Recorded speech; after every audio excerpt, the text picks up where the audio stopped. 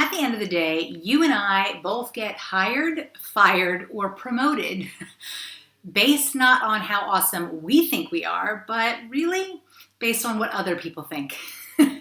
So rather than thinking about what you can do to better self-promote, today we're going to be looking at some unorthodox yet crucial ways to use other people's words when talking about yourself in a situation like an interview.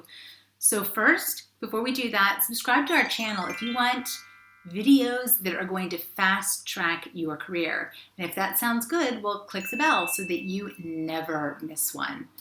I'm Dr. Suzanne Doyle-Morris, and my third book, The Con Job, talks about how in a challenging economy, well, we need more competent and quietly confident people like you to get noticed for how skilled you actually are. Because in a tight economy, well, employers simply don't have the cash to hire people who are primarily full of hot air.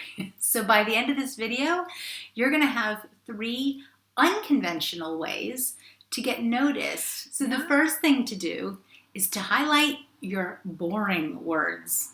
Okay, so I know that may sound like a complete snooze fest, but stay with me on this, all right? So if you've ever been called a safe pair of hands or credited as someone's right-hand person, well, this is the time to talk about it. It's a workplace myth that we all buy, to think that we need to be, that it's far sexier to be compelling or to have a kind of take no prisoners form of confidence.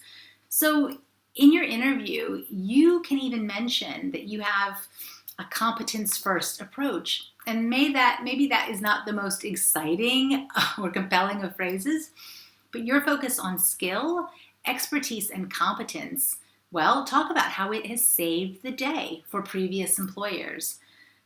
So another way to use people's words for your benefit is to concentrate on any 360 feedback you've had. So in most interviews, you are often asked to describe yourself.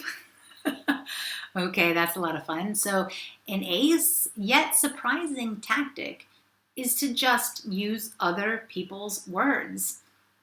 Most of us, as you know, have actually had feedback before. So if there are words that you've routinely heard others use to describe you, well then share them with a prospective employer. For example, I am routinely described as diligent and reliable.